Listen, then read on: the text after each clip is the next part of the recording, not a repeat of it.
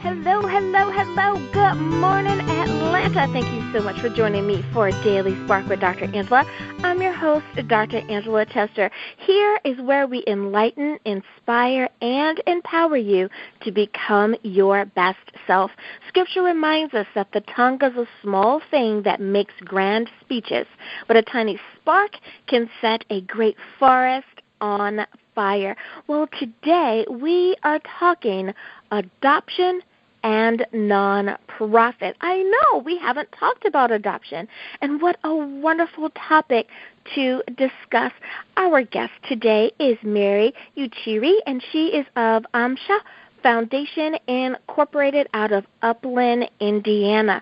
That's right. We are talking adoption and the journey through the process to inspire and encourage others that may be facing the same issue. We're also going to discuss her book, You Have Been Chosen, The Identity of an Adopted Child. Well, let me tell you a little bit more about Mary. Mary was born in Murang'a district of the Central Province of Kenya, East Africa. In September 2001, she joined Taylor University, that's a Christian university in Indiana, here in the States. She has taught for over 22 years at schools and colleges in Kenya, including Nairobi, Kenyatta, and Daystar universities. In addition to teaching in the Department of English at Taylor, she has published 5 books.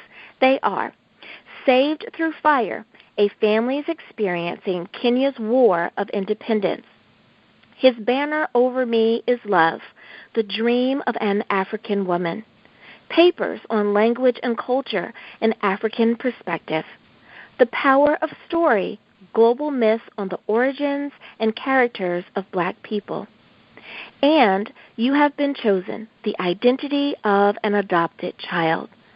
She recently retired in May and has started Amsha-Foundation Incorporated, that's AMSHA Foundation Incorporated, through which she hopes to raise scholarship money to help Christian students who do well academically but are unable to pay for university fees. Her prayer is that she will be able to give back, since she would not be where she is today without the help she has received from her community. Such a beautiful and wonderful story. So, of course, we wanted Mary to come on the show and share with us today. Hello, Mary. Thank you so much for being here with me today. Hello. Hello. Thank you so much for being on the show. Thank you very much. I'm happy to be here. Yes, you have done so much, and you are such an inspiration to those of us who choose to work with children and want to give back to our community and to the global community as a whole. Before we talk about the nonprofit that you have, I'd like to talk a little bit about your books. What inspired you to write your collection of books? Well, for this particular book, You Have Been Chosen, I was inspired by reading 2 Corinthians chapter 1, verse 3 to 5, where God says that He is the comforter of those who are in trouble, so that they can comfort those who are in trouble themselves with the same comfort that He comforts them. And I was agonizing and questioning why I should be childless for 10 years.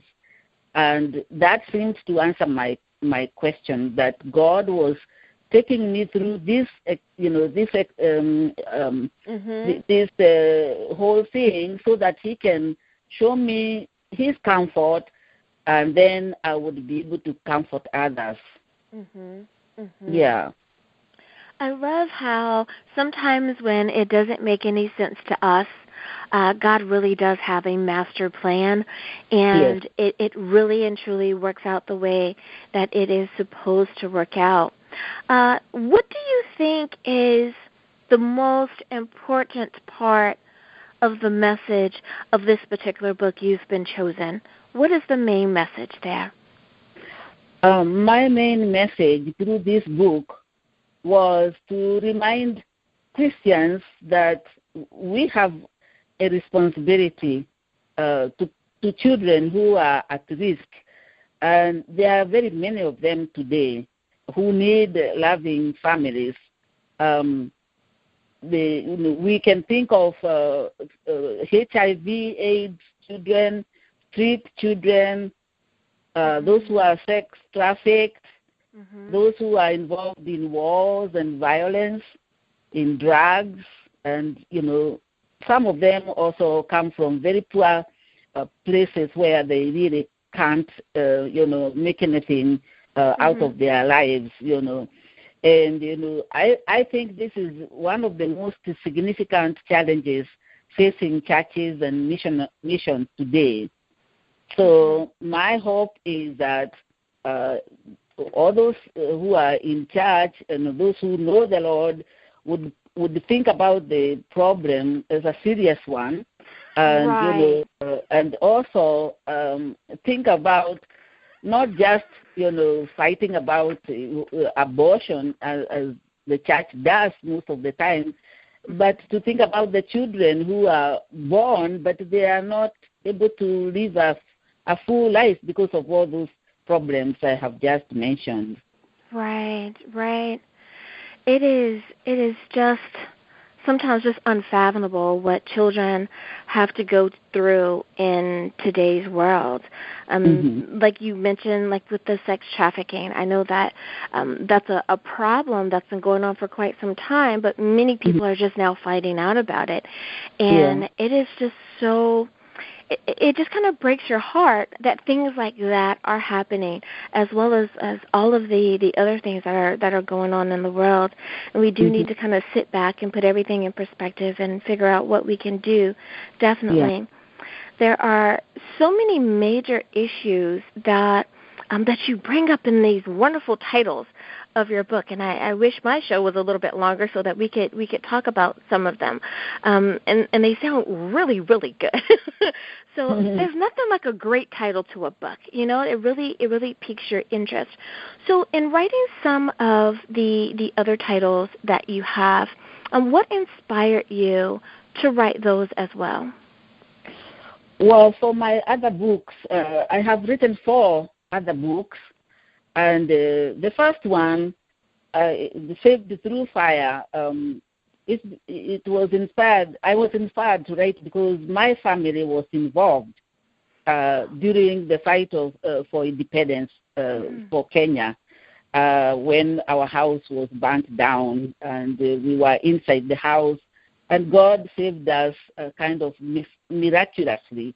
So I wanted to share that experience and show, how God can, really do miraculous things. Even today, when people seem to think miracles are no longer happening. Then I have written another book, His Banner Over Me is Love, The Dreams of an African Woman. This is like a memoir of my early life when, I was growing up in Kenya. And it kind of, again, emphasizes the miracles that God did in my own life as I was growing up. I was born in a very poor village. I never really thought I would be able to go to school, but God, orchestrated it so that I was able to go finally to a very good missionary school, high school. And, from there, I've been able to become the person I am today. Yeah. But it's all through God's miracles. There's nothing about me, that makes me different from all those other little girls who were left in the village and didn't, they were not able to do very much. So that is another book full of miracles. And then I have written another book called Papers on Language and Culture, an African Perspective. This one is an academic one. These are just a collection of papers that I have written on African languages and culture, and I have presented them in different conferences So I thought, I'll put them together so that if somebody is interested, especially students and the other academics, they can get them all together. And the other one before I wrote You Have Been Chosen is called The Power of Story, Global Myths on the Origins and Character of Black People. And this one is on race issues, especially here in America, because when I came, I experienced quite a bit of racism, and I was shocked, and I wondered why, it goes on. So I did a bit of study on the history of race in America, and so that is what I have talked about in that book. Many of them I call them myths because they are not true reasons for people to be mistreated or be discriminated against. And again, my hope is that people reading that will discuss these issues and be able to come out with the true meaning of life as God intended it for every child of God. Yeah. Just so wonderful, and just hearing what each book is about, just with that brief synopsis of what the book is about, just very intriguing.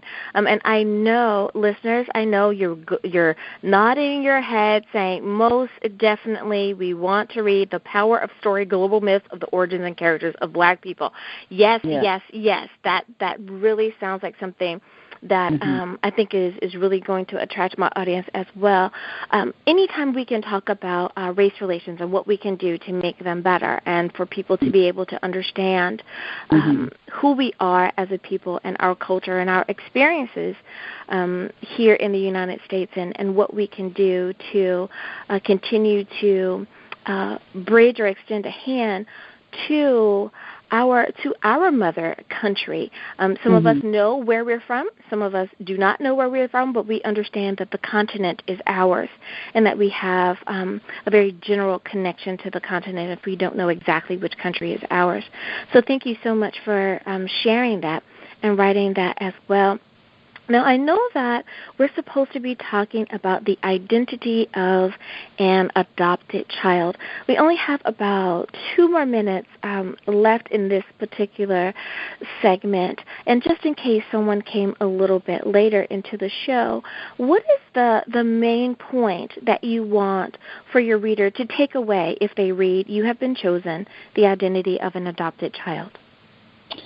Yeah, the main thing that I want to do is to show the relationship between human adoption and adoption of into God's family. That's the theme that runs through the whole book. So the adopted child, should never feel inferior to anybody because they are part of that bigger family of God. And, so I have tried to show through the story of our son, that he is, a real member of our family. He's not just a visitor or somebody who is not important. He's just as important as anybody else in the family. And just like we, when God adopts us into his family, we are all equal before him. And he values us equally, and that's why he sacrificed his own son for us. And some people say that even if there was only one person in this world, he would have done the same. In other words, he values each member of his family. And so that is the main theme, throughout the book, that God loves us with unconditional love, and we should love our adopted children just as we love our biological children, because we are all part and parcel of God's family. That's the main theme that runs through the book. I love that answer. I love that answer because we are all adopted into God's family. So we should love it. Oh, that is so beautiful. I love that. Well, we need to go to a very quick break, listeners. Don't you guys go anywhere. We'll be back in just a few minutes. We're going to continue our conversation with author Mary-Muchiri, and she is from Upland, Indiana. And we'll be back right after this.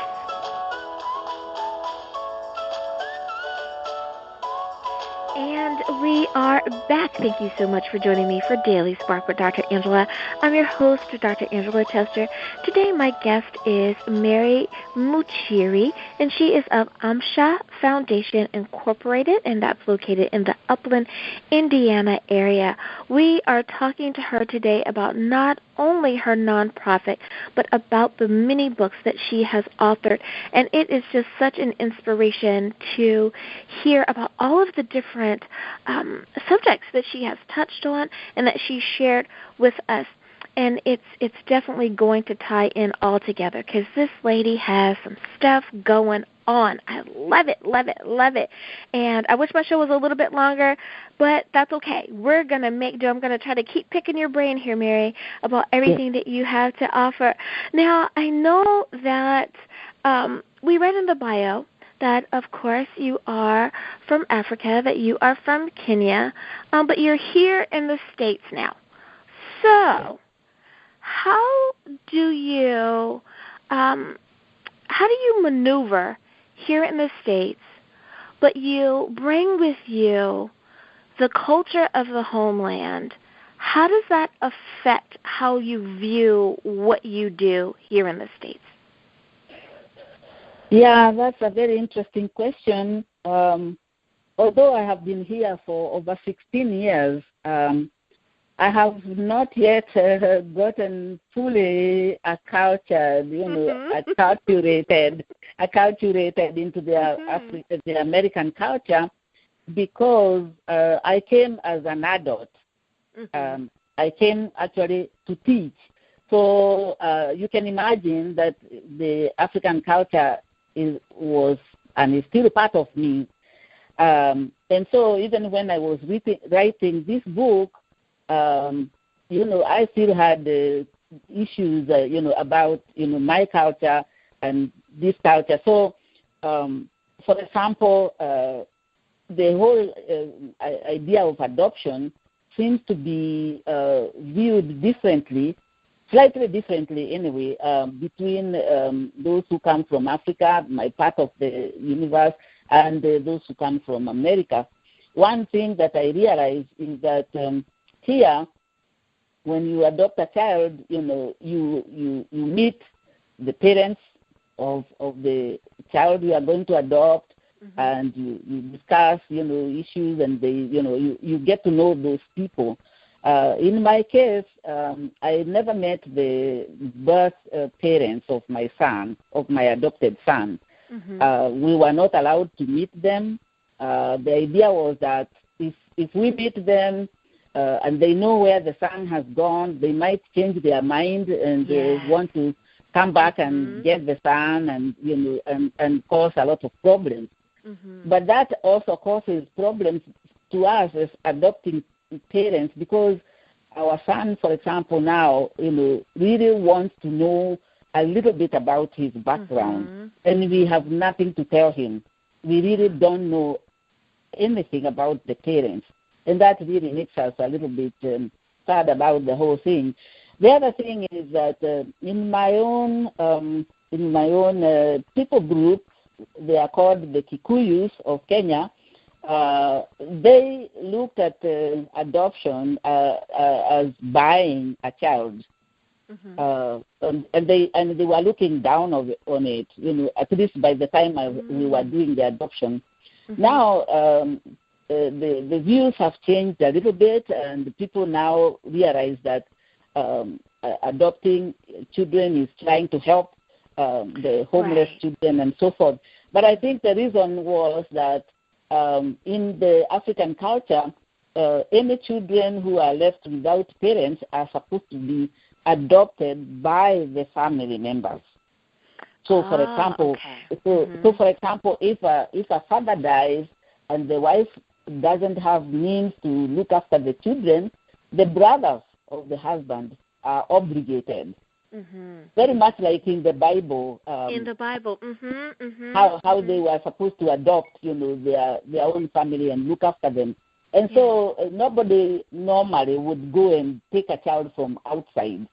But now it's all changing and becoming similar to here, because there are many children in orphanages who have nobody to look after them, and people feel that they can either foster them or adopt them to give them a loving family. So those were some of the things. But there were also other issues concerning the views of our people towards the childless person, especially a woman. Many times she's seen as she has caused the problem for herself, because she's either a witch or she has been bewitched. In traditional cultures, that's how it was looked at. So there's no sympathy, there's no understanding that being childless is not something you want. Nobody wants to be childless, of course, unless they have chosen, to be childless. But many people don't choose. Is due to a biological problem. For us, anyway, it was just that we just couldn't have children because of hormonal problems. But usually in our culture, the men are kind of secure. They are not considered as part of the problem. It's always the woman who is the problem. That makes it very difficult for women. But here in America, what I see is that at least there's a little more understanding of why people may not have children, because there are medical cases and issues like that can cause someone not to have children. But the most difficult part of the cultural aspect is the Christian culture in my part of the country, because they think that if you don't have children, you should pray, and if you have faith, you will get the children. So when we prayed for 10 years and we didn't have any, they said it's because we don't have faith. And they don't seem to realize that God has His own ways of doing things and His own reason. And that's why the reading in 2 Corinthians was so important to me, because I realized that God was not punishing me for anything. He was trying to take me through this experience so that He can show me His comfort, and then I can use it to comfort other people. And so that was one of the things that really made me write this book, because I promised, that I would definitely share, my experience with other women who may be going through this kind of thing, if God took me through, and He did.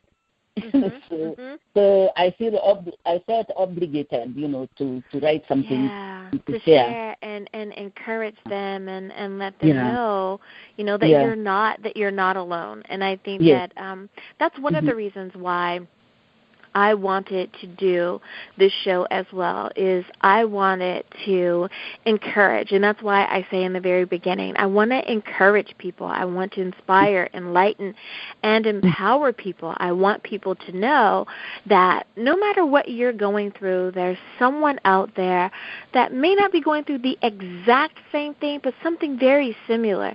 And perhaps you can listen to their story and be encouraged, or be able to gain some type of wisdom or knowledge out of what they've gone through. So my next question for you is kind of related a little bit to your nonprofit. Was there any connection between your being an author and your wanting to have the nonprofit? So is the mission of your books and the mission of Amsha-Foundation, is that together, or are those two separate paths for you? I see my mission as one, both, for the, organization and for my writing. And that is, helping other people, especially young people, to understand some of these issues, or to discuss, if not to get answers, at least to discuss and think about these issues. Because I have, taught for all my life, I've been teaching and, interacting with young people. And so I feel like my mission is to give back to the young people, to help them, start discussions about various topics, and also, to contribute to the discussion for the older people, who may be going through the same. So for the Amsha-Foundation, I'm hoping to raise some money which can help young people, especially young girls, to go to university, because I feel like, especially in the African context, there are very few girls who really get the chance to go to university and be able to contribute, in a meaningful way, in decision-making positions to the society. And I believe the only reason why I'm able to do that myself is because other people helped me. They helped me to go through school. I was able to go to university and be able to teach, and that's how I have contributed. And I hope that, the young people that, are helped through this organization will be part of that decision-making,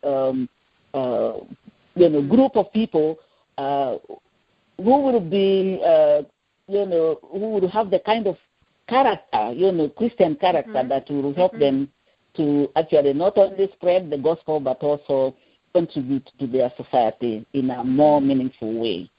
You know, I think that many times we as Americans forget how things are different in different countries, just as a whole, that we forget that there are girls who want to go to school and aren't able to go to school. We kind of take public school for granted here and just assume that all girls go to school, or that all girls are even able to physically get to the school, and that they're able to travel without risk or concern, or that they're able to pay school fees and all of that, that we really do forget that it does take all of us to make sure that we all rise to the occasion, and that we really do help one another. I think that's a very wonderful thing that we're doing, that you're doing. I know that usually it takes a celebrity for many times for us in the States to remember that we need to step in, and that we do need to step up.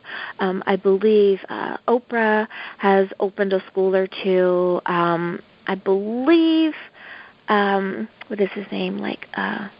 Little John, I think, has just opened a school. There are a number of celebrities that have tried to open schools that are in places of either of origin for them or in places of importance for them, in that they visited a particular place and it really changed their lives, and they understood that their cause was much bigger than just what they're doing here in the States, that they needed to reach across and to help our family that's across the water. We have about a minute or so left in this particular segment, Mary, so I want to ask you, where can someone pick up a copy of your book before we go to break? Where can they get that? Well, all my books can be found on Amazon.com. But I also have 2 websites to which people can go, and I don't know whether I should just mention them, or you can read them out of the the bio? Can you? Which is the best way to do it? Oh, sure. Like everyone can go to. We have the amsha-foundation.org. That's AMSHA foundation.org. And I see that you have the Josephine. Is it Wambui Kemori Scholarship Fund. Yes, yes. So, yes, listeners, definitely take a moment to go and visit there. And don't worry, we're also going to have that listed on our blog so that you can click and be able to be reminded of where it is that you need to go. Well, don't you guys go anywhere. We need to take a break, but we'll be back and speak more with Mary-Muchiri. We'll be back right after this. And we are back. Thank you so much for joining me for Daily Spark with Dr. Angela. I'm your host, Dr. Angela Chester. I have a very special guest on today. Her name is Mary-Muchiri, and she is with the Amsha-Foundation Incorporated, found in Upland, Indiana. But she is also an author of several great books. And today we've been talking very specifically about her book, You Have Been Chosen: The Identity of an Adopted Child. We're talking the journey through the process of adoption to inspire and encourage others who face similar issues, but also how that has an effect on us as Christians and how we can correlate the two between our earthly families and our heavenly family as well. Well, Mary, we have talked about your nonprofit. We've talked about your books a little bit, and I've kind of bounced all around. I want to go back to your books a little bit, but I wanted to make sure that everyone knew about your foundation and the wonderful things that you are doing for the young ladies.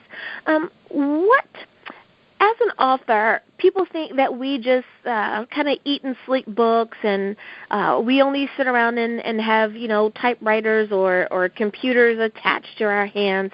But we're also regular, everyday people with regular interests as well. So with that being said, what are some of your interests as an author? What are some of the things that you like to do? Well, as an author, I have to do a lot of reading because I want to educate myself on the topics that I'm writing about, to know what others have written about and to understand the topic much better. So, for example, for this particular book, You Have Been Chosen, I read many books on adoption by authors such as Sherry Eldridge, Russell Moore, Jane Shura, Ted Tripp, Amy Blackstone, Vaughan Chamontel, and others. But for my other books, I try to read also, what is relevant to the topic.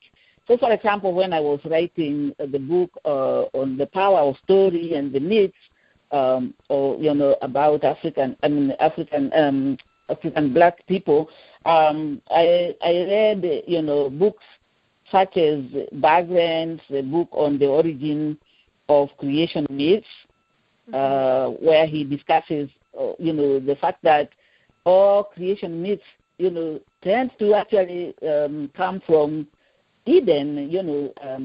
The people may not know that that's what they are doing, but they seem to, to reflect the creation in the Bible and many other things he says about myths. And then, I wanted to talk about black people, so I looked at some books such as Neither Black Nor White by somebody Elkins. And then another book, A Civilizing Mission, which deals with the colonial period and how the white people, especially the British who went to Africa, had that idea that they were going to civilize the people there, and so they ignored what they would have learned, if they had paid attention on what people knew, what people already knew about God. So, for example, the Christians would tell the Africans to abandon all their religions, and without understanding. And so those are the kind of things I was interested in, to see where the problems were. And then there were other books, for example, about hereditary aspects, like one written by somebody, Galton, who obviously thought that the black people have certain characteristics, certain weaknesses, and this goes on to the Nazi ideas, that they are not, as good as the Caucasian people, and so forth and so forth.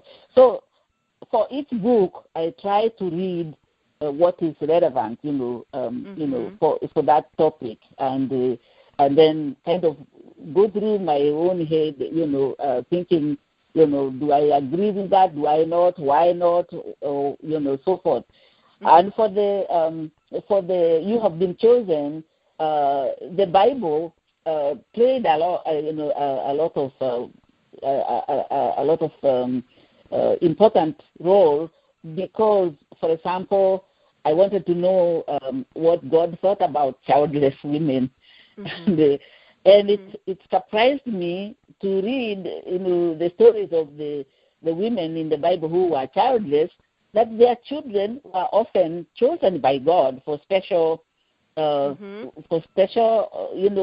tasks. Think of Hannah and her son Samuel. She was chosen. He was chosen by God to be a major prophet in Israel. After the children of Eli and were thought to be very very corrupt. And it surprised me that God didn't have the idea we have, that, childless people are useless or bad or what. He actually kind of, it's like he takes them special to him, and gives them children, like Samuel, as I said, or, Samson, or others like that, who become, who play a very major role in the society. I also, wanted to know, for example, what the women, how the women behaved, those who are childless. We see somebody like Hannah praying, and she gets the child, but there are others who prayed and they didn't get children. And one of them who was interesting to me is Rachel, who prayed for a child, and then she got a child and died in childbirth. And I was always worried that maybe God didn't want her to have the child, and that's why she was punished or something. So there are very many things in the Bible that we can read which would help us to understand this whole issue of childlessness and adoption. And adoption, especially into the house of God, is a very, very important topic in the Bible, because we are all supposed to be adopted. Nobody is born in the family of God, because we all come from Adam and Eve, and Adam and Eve sinned, and we were all sent away from the garden. So anybody now who becomes a child of God is through adoption, and that is very important. I also, went through the idea of Jesus himself as an adopted child. His father was not Joseph. God was his father, so Joseph adopted him. And, even Mary, to a certain extent, the mother, adopted him. So, I was trying to see why adoption is such an important, thing in our world today. Because, God gives it a very high position. You cannot become a child of God without being adopted into his family through the faith in Jesus Christ and so forth. So those are the kind of things that interest me, and I read around the topics when I want to write about it. But I have other interests. As a woman, I believe that women have certain issues that they deal with. When I came from Kenya, I thought that in America women were treated equally, like men. But I found that they were not. I kept on reading that they earn less than men for the same job, which was very surprising because, I thought, this is a civilized society. Why should a woman earn less than a man for the same job? And so I was quite surprised about that, and I'm still, surprised. Another issue that was very interesting is where I was teaching at Taylor University. The women were not being given maternity leave. When they had children, they had a very short time. For maternity leave, and I thought, why would this be? I mean, women are not, the children are not, the property of women by themselves. I mean, they are the property of the whole society. So why should the women be kind of punished, as it were, for having children?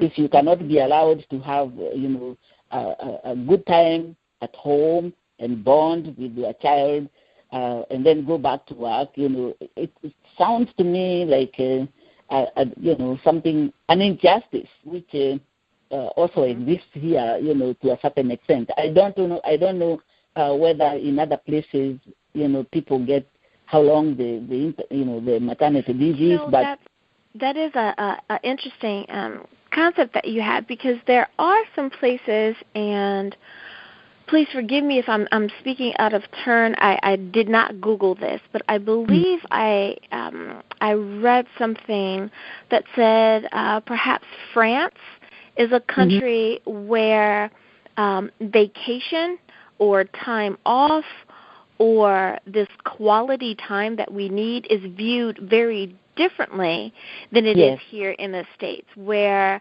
again, it may not necessarily be the example of maternity leave, but if there's a death in the family, let's say, you only get about 2 or 3 days here. But I believe there you may be able to take up to like a month off or something like that.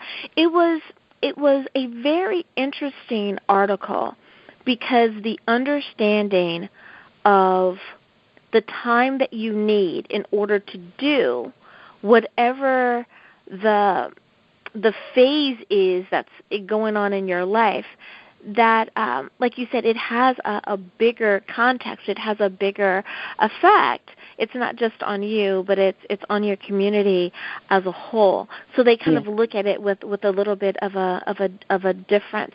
But I can definitely there are a lot of our listeners out there, a lot of our women listeners going, oh yeah, we're still kind of holding that sign up, saying that we need to have equal pay for women. So I think you probably got a lot of fans on that one for sure, that we definitely need to make sure that happens.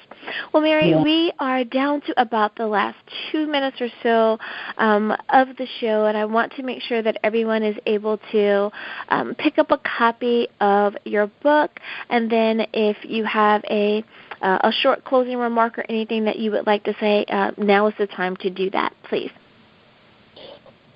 I just want to thank you so much for taking, interviewing me for this book, and I believe that God is going to use it for His own glory. It was interesting when we were going through this problem of getting through to you. The thought came into my mind, that I'm talking to a Dr. Stark, and the Holy Spirit seemed to say, this interview is a spark, and it will cause some kind of fire to start, and the message will get bigger and bigger, and the fire will get bigger and bigger. And I just want to thank God for that idea. and also say that I'm very interested in higher education, as I said before, and spiritual development. And, in all my books, that is my hope, that whoever reads will have some issues to think about in a new way, in a way maybe they haven't thought about them before. And as far as my books are concerned, I have 2 websites where you can see my books, but they can be purchased, all of them, at Amazon.com. But my 2 websites are the Josephine Wambui Kimori Scholarship Fund, which can be found at http://faculty.taylor.edu/mr-muchiri. And the other one is for the foundation, amsha-foundation, which is http://amsha-foundation.org. And, I would really wish all my listeners, Godspeed, and, that they would find something interesting in any of the books if they purchase them. That would be my encouragement to them.